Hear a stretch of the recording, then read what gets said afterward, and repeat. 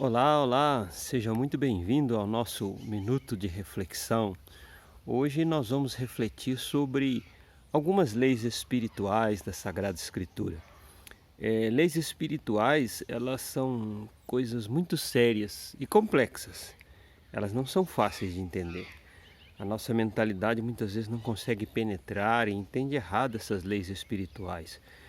Entre essas leis espirituais, por exemplo, nós temos dificuldade de compreender o porquê que Jesus teve que morrer em nosso lugar para que nós pudéssemos receber a redenção. Nós pensamos assim: ah, Deus não poderia nos perdoar e pronto, tipo assim, está perdoado, não preciso de ninguém pagar. Não é verdade? É, porque a salvação, ela não é de graça, ela é pela graça. Alguém pagou. E quem pagou esse preço foi Jesus. Pagou em nosso lugar, porque nós não éramos capazes de pagar. Então você observa, você pode notar que existe sim leis espirituais, elas são muito rígidas e têm um valor enorme no mundo espiritual. E nós não entendemos, nós conhecemos muito mal as leis que regem o nosso mundo físico. Muito bem, vamos falar de algumas leis espirituais então. 1 Samuel 26, 29, Davi fala as seguintes palavras: quem pode estender a mão contra o ungido do Senhor e ficar inocente? Puxa, quando que Davi disse isso? Certa vez Saul estava perseguindo Davi para matá-lo. Saul queria matar Davi. E Davi, ele avistou o acampamento de Saul, onde Saul dormia no meio de toda a guarda. Na verdade, esse episódio aconteceu duas vezes, uma vez na caverna, uma vez no acampamento. E Davi entrou no meio do acampamento, junto com o seu general, e Saul dormia à bilha d'água do lado de Saul. E o seu soldado, o seu general, disse assim: me permita que eu fira esse homem que te persegue, eu não erro, não vai ter segunda chance. E Davi disse assim para ele: não, ninguém estende a mão contra o ungido do Senhor e fica inocente. Pense bem, se você tem um inimigo que está te perseguindo com armas para te matar, de repente esse inimigo dorme no acampamento, um sono profundo do Senhor, e você tem a oportunidade de chegar pertinho dele com a espada na mão, sabendo que se ele pudesse, ele te mataria, sabendo que matando ele os seus problemas acabariam. Você mataria esse inimigo ou você o perdoaria? E lembre-se que Davi era um guerreiro, né? Lógico, eu não tenho coragem de matar ninguém. Nessas coisas eu não tenho força para isso. Mas imagine um guerreiro, um soldado, um homem que está em guerra. A conotação, a situação é diferente. No entanto, Davi toma essa sábia decisão. Ele diz assim: olha, vai haver um dia que ele vai morrer pela mão dos inimigos, mas não vai morrer pela minha mão. Na verdade, Davi não queria criar um precedente. Precedente está nas leis espirituais. Quem toma o poder por traição, ele vai sofrer traição. Quem toma o poder por morte e assassinato, vai ser morto. Observe, por exemplo, Júlio César, um grande guerreiro, um homem de muita capacidade, morreu assassinado. Um general notório, Júlio César, foi um general romano que não dá para comparar ele. Poucos generais, poucos líderes podem ser comparados, né, com Júlio César. No entanto, morreu assassinado. Por quê? Por causa da lei do precedente. Um homem que assassinou pessoas morreu assassinado. Então, existem leis espirituais, coisas muito sérias, muito profundas, e a nossa prática de justiça, ela volta para nós como justiça, e a prática de iniquidade, ela volta contra nós como um juízo, como iniquidade. São leis espirituais, difíceis de entender, mas muito rígidas, muito fortes. E Davi, um homem muito sábio, ele sabia que se ele fizesse isso, ele reinaria, ele se tornaria rei, mas ele reinaria sob maldição. E essa maldição ia perseguir a casa dele. Talvez ele seria assassinado, talvez os seus filhos seriam assassinados, a sua casa não seria estabelecida. Isso é o que nós podemos chamar de tentação. O que é a tentação, de uma certa forma? É o caminho mais curto de se alcançar o que deseja. Por exemplo, a pessoa com tentação de roubar. Eu quero roubar um carro de luxo. É o caminho mais curto de se adquirir um carro de luxo. Trabalhar, pagar, né? Demora muito. Roubar é mais rápido. Isso é tentação. Eu vou me prostituir. É o caminho mais curto de obter uma mulher ou um marido, alguém que me ame e que me seja parceiro. É o caminho mais curto para adquirir o amor.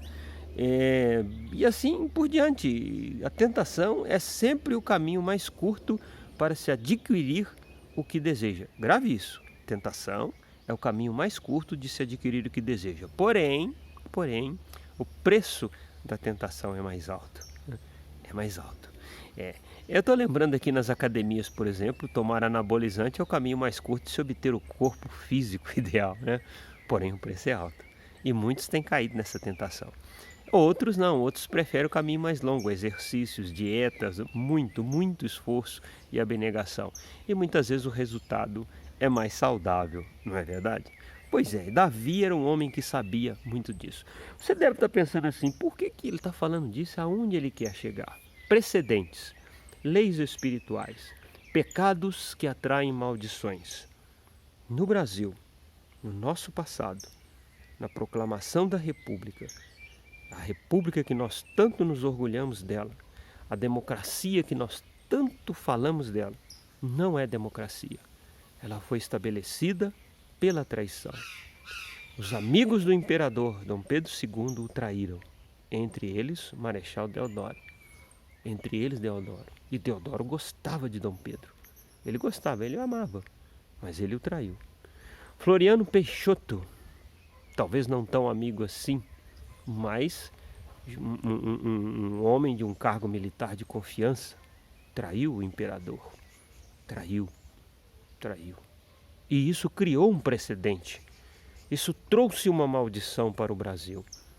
E daí em diante, fundou-se a Primeira República, que seria a República Velha, e a corrupção tomou conta do Brasil. Qual é o precedente que foi criado? Veja bem, o pecado do Brasil trouxe uma legalidade e se instalou no Brasil um espírito de corrupção que não quer sair. Você já viu como que o Brasil é corrupto? Você já percebeu como que o Brasil é corrupto? Que nojo! Pessoas que pegam dinheiro para respiradores e roubam dinheiro. E vidas morrem no hospital por falta de medicamentos. Corrupção mata. A corrupção é covarde. E essas pessoas já têm muito dinheiro, mas elas querem mais, elas querem poder, nunca vai saciar. É como comer e a fome nunca passar. Que coisa terrível.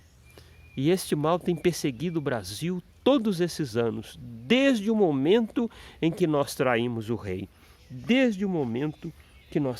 Na época, as ideias republicanas eram moda. Veio do iluminismo, do racionalismo, né? República significa coisa pública. A ideia era tirar o poder do rei e o governo ser do povo, um governo democrático, tripartite, né? Legislativo, executivo e judiciário, fora rei, chega de rei. Mas acontece que a Bíblia diz que toda autoridade é instituída por Deus. Amém? Eu vou falar uma coisa curiosa para você perceber. Todos os países que derrubaram os reis, mas não o desonraram, presta atenção nisso, são países que sofrem menos com a corrupção do que o Brasil. Eu não vou dizer que esses países não têm corrupção. Tem, mas o problema no Brasil é que a corrupção é sistêmica, ela é espiritual. Você sabe disso, você acompanha em jornais e as coisas que acontecem que você nem sabe. Coisas horríveis acontecem no Brasil com a corrupção. Ela é sistêmica. Mas países que não desonraram o rei ficaram numa situação melhor. Eu vou falar alguns para vocês. A Inglaterra, por exemplo, possui um parlamento, mas a rainha é honrada. Ela é uma estadista. A Austrália, que honra a rainha da Inglaterra. A Suécia, o rei sueco não foi desonrado. E o Brasil? O imperador Dom Pedro II Ele era um homem honrado, um homem honesto. Cometeu alguns erros, pode até ter cometido erros de administração, mas ele era um homem honrado e respeitado no mundo inteiro. Muito respeitado, inclusive, por Abraham Lincoln. Não sei se você sabia disso. Procure pesquisar. Um homem muito respeitado, trouxe muito desenvolvimento ao Brasil.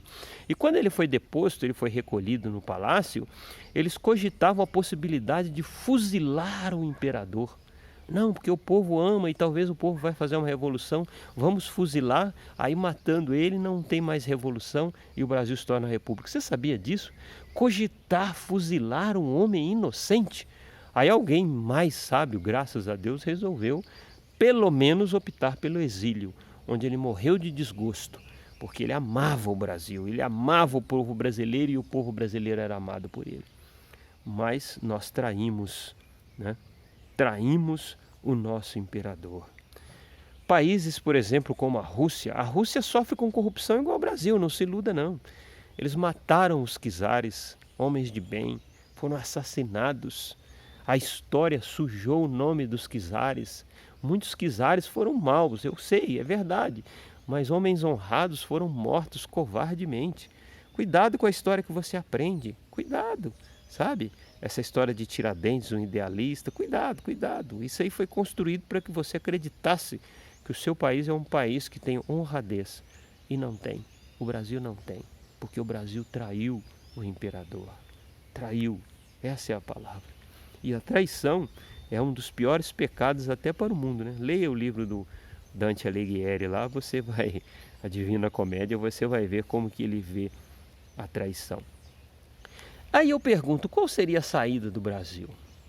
Nós deveríamos honrar o nosso imperador, pelo menos os seus descendentes, para que essa maldição se afaste de nós.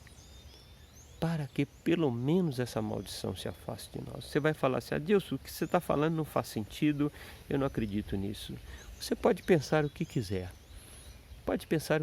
mas essa é a palavra que eu deixo para você. Porque o nosso Deus, ele é Deus de amor, mas ele é Deus vingador. Aí você fala assim, não, Deus não vinga. Meu querido, a vingança é um instrumento real, útil. Por que o homem não pode vingar? Porque o homem não tem o coração apto para a vingança. O que é a vingança? A vingança é fazer justiça ao injustiçado. Isso é vingança. O nosso coração, ele é tão inapto para vingar que nós fazemos justiça com as nossas próprias mãos. Nós matamos por inveja, mas a vingança existe e a Bíblia diz, a vingança é minha, diz o Senhor. E o que nós estamos sofrendo é consequência de um pecado que nós cometemos. Eu sei que você não gostou do minuto de reflexão hoje, você não gostou. Mas pensa um pouco sobre o que eu te falei, estuda um pouco sobre história, veja a situação de outros países como o Japão, que honrou o imperador, por exemplo, Hirohito, e a descendência real. O Japão é um país honestíssimo. Por quê? Lá existe corrupção? Existe, mas não na escala brasileira. E por que lá não tem esse espírito de corrupção? Hein? Pensa um pouco no que eu estou falando para você. Não é verdade? Um país tão pobre de recursos naturais e tão rico. Pense nisso, raciocine um pouco com isso, tá bom? Fique bem e fique com Deus.